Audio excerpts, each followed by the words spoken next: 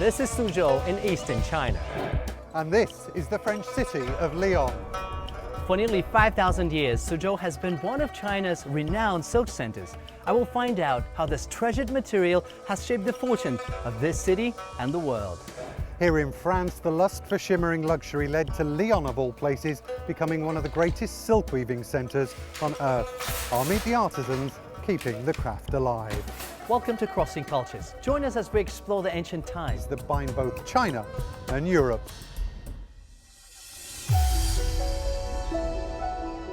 Silk has always been synonymous with China, but mention Suzhou in China and it is synonymous with silk.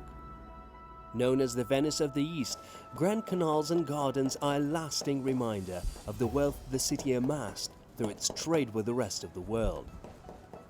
One of Suzhou's most precious crafts is ke. This unique silk weaving method with its distinct warp and weft technique has been prized for millennia. As the saying goes, an inch of ke, an inch of gold. 缂丝里面最难的是什么？技法的方面呢，你就是要看这种呛色、过渡颜色。你看这种颜色都是组合颜色，色系越多，就是时间越长。那比如说这个作品，你要是完整的做下来，需要多久啊？差不多要1年。A key characteristic of ke tapestry involves threading through while cutting across. First, the weaver uses natural silk threads to create a grid. They then interweave colored threads through this before cutting at transition points to leave star-like marks. 缂丝呢，就是千变万化，像用多少色线，用多少性这个颜色来组合做，都是靠你自己来运用的。是不是因为这么复杂，因为需要您的经验，所以它没有办法被机器取代啊？哎，都是手工，一点一点的这样小梳子、小补子这样子做出来。In many ways, ke challenges our modern fast-paced society. A signal tapestry can take years. It's a labor of love which rarely reaps quick rewards. Over time, though, true value and legacy are created. 慢节奏也有慢节奏的理，都是有一种平衡的了。我现在都学带徒弟的是，首先一个教他们，你们能不能静得下心，坐得住，他的心思不在做的上面，做出来的作品一看就看得出来。The story of silk and Lyon has been woven over 500 years. The city's economic destiny was probably sealed in 1540 when French King Francois I decided all raw silk arriving in France from Italy and Asia had to stop in Lyon first. Later decrees under King Louis XIV and Napoleon to buy only silk products from Lyon tightened that monopoly. But it was arguably the technical brilliance of another man that catapulted the city to another level. His name was Joseph-Marie Jacquard, inventor of the famous Jacquard loom, and I'm going to the Maison de Canoe Museum in Lyon's Croix-Rousse district to have a look at one.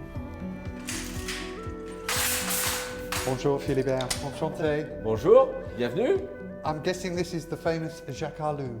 Oui, là on est devant un métier à tisser équipé d'une mécanique Jacquard en superstructure. And why was it so revolutionary?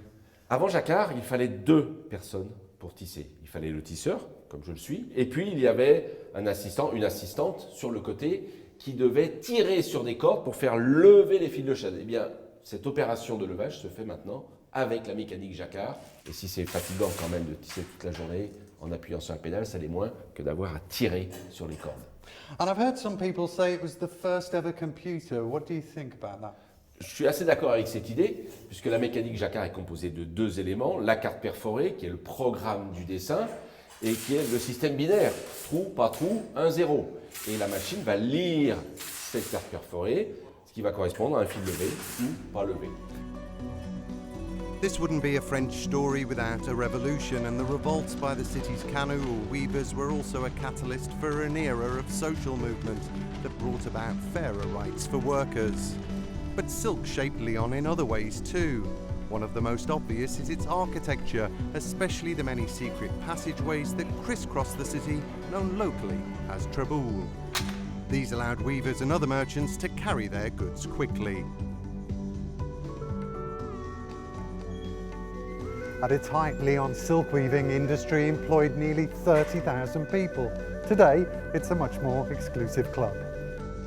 Soirée Saint-Georges is one of the city's last traditional weavers. Here, Virgil and his father Ludovic specialise in the finest silk wares. Bonjour, Ludovic. Bonjour. Ça va? Bien. Alors, what are you working on? Eh bien là, c'est un travail un peu particulier puisque je travaille actuellement sur un velours ciselé au fer. C'est une technique très ancienne qui remonte au XVIe siècle. Une technique un peu particulière dans le sens où je mélange à la fois les fils de soie et les fils d'or. Why do you continue to use this machine? Il y a l'intérêt historique, bien évidemment, puisqu'ici, ces machines ont plus de 2 siècles, mais elles ne sont pas du tout dépassées au niveau des réalisations, puisqu'on va réaliser justement ce que les machines modernes ne font pas ou ne font plus. If I understand correctly, this profession has a future. Pour cet atelier, oui, il y a un avenir qui est tout tracé. On parle beaucoup des restaurations du mobilier national, mais il y a aussi maintenant des demandes de privés qui souhaitent obtenir ces tissus qui ne peuvent être réalisés que de cette façon. Located at the western end of the Silk Road, even today Lyon is called the capital of silk. And while its looms might not weave like they once did, the fabrics from here are still the finest.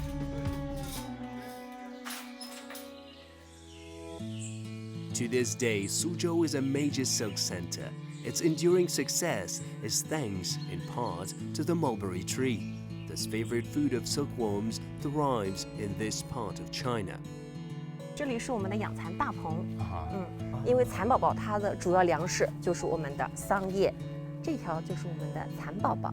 蚕呢，它的一个生命周期是46天，5个灵期，到50呢就开始3天2夜把自己包裹起来，结成一根白白的蚕茧。最长的一根丝可以抽到1800粒，它是一口气吐到底的，找到第一根头就可以一根丝到底把它抽出来。太湖流域就盛产蚕桑丝绸。 那这个丝呢，其实就是我们蚕宝宝贡献给我们人类最大的礼物了。For now, it's goodbye from me here in Suzhou. So there you have it, a quick look at how silk shaped both Eastern and Western culture. That's it for this edition of Crossing Cultures. Thanks for watching.